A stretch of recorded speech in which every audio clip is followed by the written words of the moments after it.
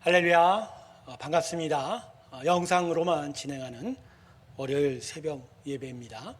기쁨의 예배가 되기 원합니다. 다 함께 사도신경으로 우리의 믿음을 고백합니다. 전능하사 천지를 만드신 하나님 아버지를 내가 믿사오며 그 외아들 우리 주 예수 그리스도를 믿사오니 이는 성령으로 잉태하사 동정녀 마리에게 나시고 본디오 빌라도에게 고난을 받으사 십자가에 못 박혀 죽으시고 장사한 지 사흘 만에 죽은 자 가운데서 다시 살아나시며 하늘에 오르사 전능하신 하나님 우편에 앉아 계시다가 저리로서 산 자와 죽은 자를 심판하러 오시리라. 성령을 믿사오며 거룩한 공예와 성도가 서로 교통하는 것과 죄를 사하여 주시는 것과 몸이 다시 사는 것과 영원히 사는 것을 믿사옵나이다. 아멘. 우리 다 함께 91장 찬송 부르겠습니다. 슬픈 마음 있는 사람 91장입니다. 슬픈 마음 있는 사람 예수 이름 믿으며 영원토록 변함없는 기쁜 마음 얻으리. 예수의 이름은 세상의 소망이요 예수의 이름은 전국의 기쁨일세. 거룩하신 주의 이름 너의 방패 삼아라. 환난 시험 당할 때에 주께 기도드려라. 예수의 이름은 세상의 소망이요 예수의 이름은 전국의 기쁨일세. 존귀하신 주의 이름 우리 기쁨 되도다. 주의 품에 안길 때에 기뻐 찬송 부르리. 예수의 이름은 세상의 소망이요 예수의 이름은 전국의 기쁨일세. 우리 갈 길 나간 후에 보좌 앞에 나아가 왕의 왕께 경배하며 멸류관을 드리리. 예수의 이름은 세상의 소망이요 예수의 이름은 전국의 기쁨일세. 기도하겠습니다. 하나님, 우리와 함께하여 주시고 주의 나라를 우리를 통해서 이루어 주시옵소서. 오늘도 우리의 영혼을 깨우실 때 우리의 마음이 온전히 주님을 향하여 나아가는 믿음 되게 하여 주시고 이 믿음을 통해서 하나님의 귀한 나라가 임하게 하여 주시옵소서. 하나님을 향하여 나온 성도들 그 한 사람 한 사람의 심령 가운데 함께하여 주시고 주의 나라를 이루어 주시며 주께서 원하시는 귀함 기쁜 마음들을 그들에게 알려 주시옵소서.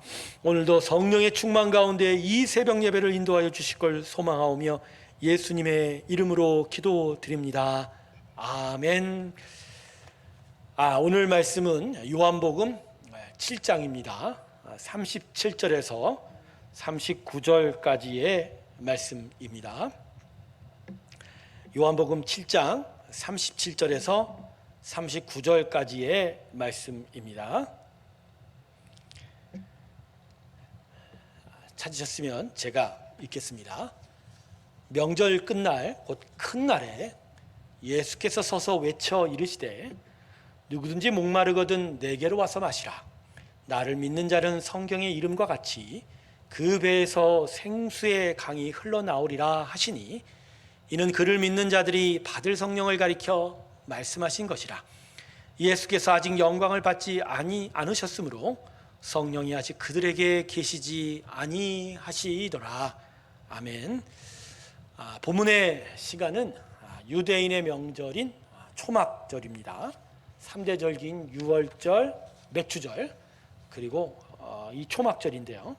유대력으로는 7월 15일인데 양력으로 계산하면 보통 10월경이 됩니다. 그래서 일종의 추수감사절로 드렸던 게 이 초막절이었는데, 그래서 이 초막절에는 두 가지 영적인 의미가 있습니다. 역사적인 의미로는 광야에서 천막 치고 살았던, 초막 치고 살았던 그때의 그 구원, 그때의 그 삶을 기억하자는 것이고요. 두 번째는 아까도 말씀드렸던 계절적인 것으로 추수감사의 의미가 있습니다. 그런데 이 초막절의 마지막 날에는 이 특별한 행사가 있었는데, 실로암 샘에서 성전으로 물을 길어 올리는 것입니다.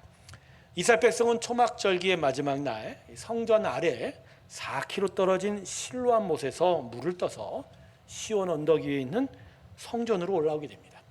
그리고 이 물을 길어 올리는 동안 제사장들은 이사야서 12장에 너희가 기쁨으로 구원의 우물들에서 물을 기리리다 라고 찬송을 부르면, 여기에 화답하여 백성들은 시편 118편에 여호와여 이제 구원하소서라고 화답하는 찬양을 부르게 되는 것이죠. 이런 행사를 하는 이유는 이 출애굽한 이스라엘 백성들이 광야에서 물이 없어 고통을 당할 때 하나님이 모세를 시켜 반석을 치게 하죠. 그때 그 반석에서 물이 나오게 된 역사를 다시 기념하는 겁니다. 물이 없어 죽을 인생에게 물을 공급하신 그 생명을 주신 하나님 여호와께 감사하는 그 행사가 바로 이 초막절일 마지막 날 의식적으로 실로암 못에서 성전으로 물을 길어 올리는 행사로 진행이 된 것이죠. 본문에서 예수님께서 말씀하시는 이 장소와 시기는 바로 이와 같은 배경을 가지고 말씀이 선포된 겁니다. 초막절 마지막 날 이스라엘 백성들이 실로암에서 물을 길어 성전으로 올라오는 그곳에서 예수님께서 목소리를 높여 이렇게 소리친 거죠. 누구든지 목마르거든 내게로 와서 마시라. 나를 믿는 자는 성경의 이름과 같이 그 배에서 생수의 강이 흘러나오리라. 아멘. 자, 그러면 예수님이 왜 이 초막절기에 이 말씀을 선포하셨을까? 왜 하필이면 실로암에서 물을 길러 오는 자들에게 목마르거든 내게로 와서 마시라. 그건 이 초막절기의 의식과 관련이 있는 거죠. 지금 이스라엘 백성이 지키고 있는 절기와 예식으로는 생명을 얻을 수 없다. 즉 인생의 목마름을 해결할 수 없다. 단지 물을 길어 육체의 목마름을 해결할 수 있을 뿐이지, 아무리 화려하고 장엄한 예식과 이 실로암에서 물을 풍성히 얻는다고 해도 그런 것으로는 인생의 목마름을 해결할 수 없다라는 것이죠. 그러니까 예수님은 시각적으로 이스라엘 백성이 어떤 깨달을 만한 시간에 그들에게 생명을 향한 구원의 초청을 선포하고 있는 거예요. 길어 올린 실로암 샘물로는 평전의 화려한 예식으로는 결코 채울 수 없는 인생의 목마름, 그게 바로 나에게 있으니 내게로 와라. 내가 너희를 마시게 하리라. 성도 여러분, 우리 사람의 인생은 근본적으로 목마름의 문제가 있지요. 사람이 느끼는 목마름은 크게 두 가지일 것입니다. 육체의 목마름이고 하나는 정신적인, 영적인 목마름일 것입니다. 물론 이 목마름이 제대로 해결되지는 않습니다. 그래서 목마르기 때문에 아프고 또 고통을 겪게 되는 거죠. 하지만 그럼에도 또 사람은 어느 정도 목마름을 해결하게 됩니다. 때때로 육적, 정식적 목마름의 갈증들이 여러 사건과 일들을 통해서 해결되게 되죠. 하지만 그래서인지 사람은 정작 가장 중요한 목마름에 대해서는 깨닫지도 못하고 있습니다. 이 목마름은 점점 다가오는 육체의 죽음이라는 거죠. 우리 인생의 근본적인 이 목마름은 아무리 풍성하게 마시고 누리고 소유해도 절대 갈증이 가시지 않는 목마름이죠. 그런데 사람들은 이 목마름에 대해서 매우 먼 거리를 유지하려고 합니다. 이 죽음에 대한 문제, 너무나 크고 심각해서 도저히 스스로는 해결할 수 없는 문제이기에 그저 외면함으로 목마름을 경험하지 않으려고 한다는 것이죠. 그래서 대신에 스스로 쉽게 어느 정도 만족을 얻을 수 있는 이 육적 목마름에 집착하게 되는 거죠.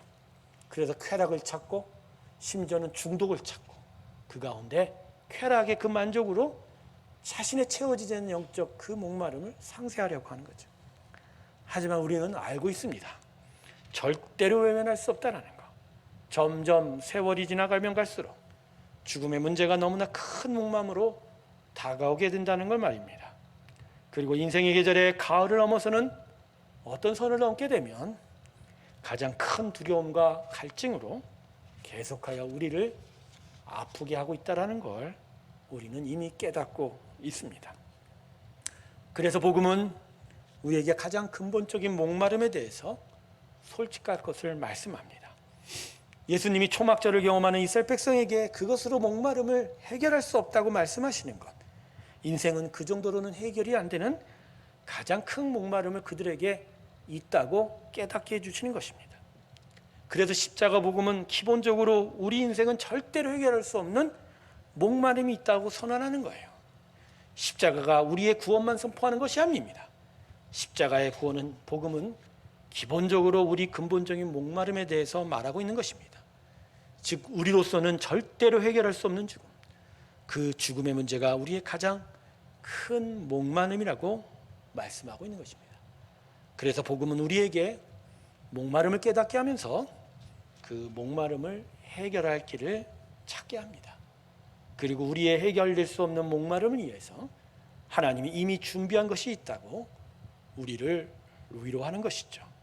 그래서 그 목마름이 예수를 통해서 해결되는 것을 통해서 우리가 진정 참된 복과 인생의 기쁨을 이제 경험해 나아가는 것이 바로 예수님의 복음인 것입니다. 성도 여러분, 목마름이 있어야 목마름이 해결될 길이 소중한지를 깨닫게 됩니다.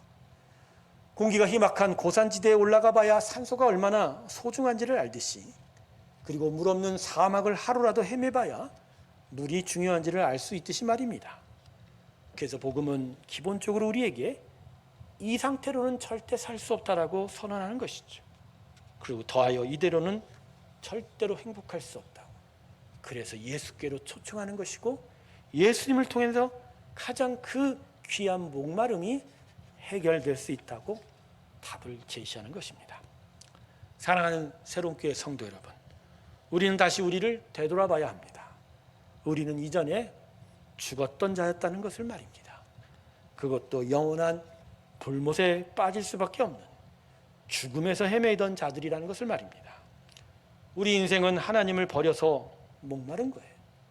예레미야 선지자는 이렇게 선포했습니다. 예레미야서 2장 13절을 보면 생수의 근원이신 하나님을 버렸기 때문에 우리가 망하게 되었다라고 그는 얘기했습니다. 아모스 선지자도 이렇게 말합니다. 아모스서 8장을 보면 양식이 없어 주림이 아니에요, 물이 없어 가람이 아니라 하나님의 말씀을 듣지 못한 기갈이라는 것입니다. 그래서 예수님께서 우리를 위하여 생명수로 오셨고, 그리고 우리가 주님이 흘린 그 보혈을 통해 그 생명수를 통하여 오늘도 산 자의 삶을 살아가고 있는 것이죠. 여러분, 오늘 아침 내 자신의 목마름이 무엇인지를 솔직하게 고백하시고 그 목마름을 해결할 대안으로, 답으로 예수님이 생명수로 오셨다는 것을 기억하십시오. 그리고 그것으로 인하여 이루어진 우리를 향한 구원이 얼마나 귀하고 소중한지를 기억하십시오.